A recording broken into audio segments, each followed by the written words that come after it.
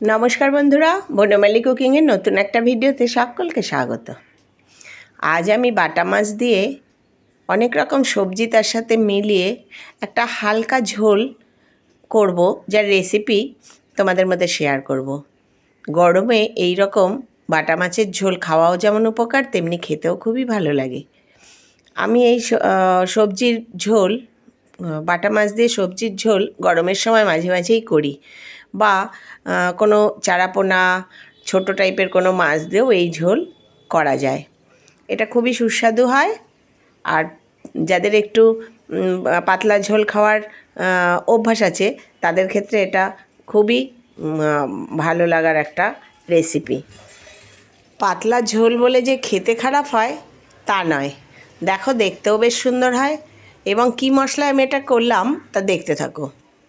আমি এখানে বেশ কয়েকটি বাটা মাছ ভালো করে বেছে ধুয়ে নিয়েছি এবং জল থেকে ছেঁকে তুলেও নিচ্ছি। এই বাটা মাছগুলো খুবই ফ্রেশ, দেখতেই পাচ্ছ বন্ধুরা, দেখো খুবই ফ্রেশ মাছ। এবার এগুলো আমি বেছে ধুয়ে জল ঝরিয়ে নিয়ে নিলাম একটা থালার মধ্যে। এবার আমি এটাতে আন্দাজ মতো দিয়ে দেবো লবণ, এই 1 চামচ মতো লবণ, আর দিয়ে দেবো 1 চামচ হলুদ। এই লবণ আর হলুদ দিয়ে মাছটাকে ভালো করে মেখে নেব। কোনো বড় মাছ হলে একটু শুকনো লঙ্কার গুঁড়ো দিয়ে মাখি অনেক সময়, কিন্তু একদম ছোট মাছ, এটাতে আমি আর কিছুই দেব না। এর উপকারিতাটাই নেওয়ার চেষ্টা করব। তাই নুন হলুদ এই দিয়েই মাছটাকে ভালো করে মেখে রেখে দেব। মাছগুলো ঝোলের আগে এরকমভাবে ভালো করে মেখে নিলে ঝোলে তার টেস্টটা অনেক গুণ বেড়ে যায়। আর যেসব সবজি নেব সেগুলো তোমাদের দেখাচ্ছি। দেখো এখানে কটা কাঁচা লঙ্কা নিয়ে নিয়েছি, 2টো পটল এরকমভাবে ছুলে 2 অর্ধেক করে নিয়েছি, একটা ঝিঙেকে এরকম লম্বা লম্বা করে কেটে নিয়েছি, অর্ধেক কাঁচকলাকেও কেটে নিয়েছি, আর নিয়েছি আলু, একটা আলু ওরকমভাবে কেটে নিয়েছি, কিছুটা নিয়েছি ধনেপাতা কুচি। এই দিয়েই আমি ঝোলটা করব। আর মশলা কি দেখবো, দেখো মশলা এখানে একটা ছোট আমি বাটি নিয়ে নিয়েছি, তার মধ্যে আগে থেকেই মশলাটা তৈরি করে নেব। এখানে দেখো এরকম ছোট্ট চামচের 2 চামচ মতো, মশলার চামচগুলো যেগুলো হয় 2 চামচ মতো নিয়ে নিলাম জিরের গুঁড়ো, আর 1.5 চামচ মতো নিয়ে নেব আমি ধনের গুঁড়ো, আর রঙটার জন্য একটু নিয়ে নেব কাশ্মীরি লঙ্কার গুঁড়ো 1 চামচ মতো, আর সামান্য একটু 1/2 চামচ মতো নিয়ে নেব হলুদ। এবার জল দিয়ে এই মশলাটা একটুখানি গুলে রেখে নেব। আমি যেহেতু গুঁড়ো মশলাই করব, তাই জল দিয়ে, অল্প জল দিয়ে মশলাগুলো আগেই একটু গুলিয়ে রাখলে মশলাটা বেশ থকথকে হয়ে যায়, বাটা মশলার মতো হয়। তোমরা এখানে জিরে বেটেও নিতে পারো। এবার গ্যাসে কড়াই বসিয়ে তাতে আমি সর্ষের তেল দিয়ে দিলাম। সর্ষের তেল দিয়েই মাছ রান্না বেশি ভালো লাগে, তোমরা সাদা তেলও দিতে পারো। তেলটা হয়ে গেলে মাছগুলো ভেজে নেব।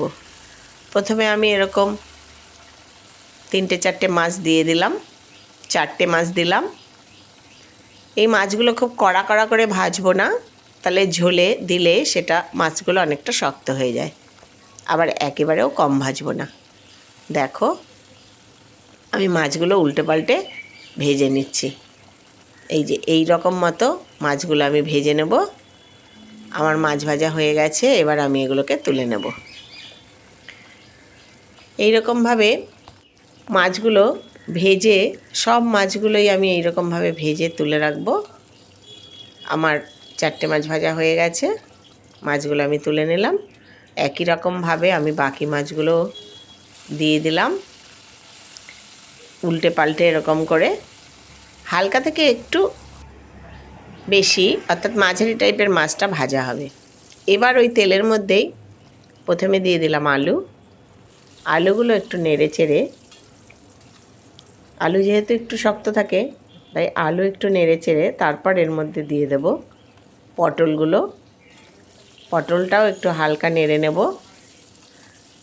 তারপরে যে ঝিঙে কাঁচকলা এগুলো নরম, তাই পটল আর আলুটা একটু হওয়ার পরে ঝিঙে আর কাঁচকলাগুলো দিয়ে দেবো। তোমরা এখানে অন্য সবজিও দিতে পারো, যেমন সজনে ডাঁটা, বা ইচ্ছা করলে আরও অনেক কিছু সবজি তোমরা দিতে পারো। আমার এই সবজিগুলোই অ্যাভেলেবেল ছিল ঘরে, আমি এগুলো দিয়েই করব, আর খেতেও এগুলো দিয়ে খুবই ভালো হয়। এবার এই সবজির অনুপাতে একটু দিয়ে দিলাম লবণ আর সামান্য একটু হলুদ। এগুলো একটু ভাজার সময় এই লবণ আর হলুদটা দিলে রঙটা মাছের ঝোলের সুন্দর হবে। এবার এইটা নেড়ে চেড়ে এবার আমি এগুলোকে তুলে নেব। আমার হয়ে গেছে ভাজা।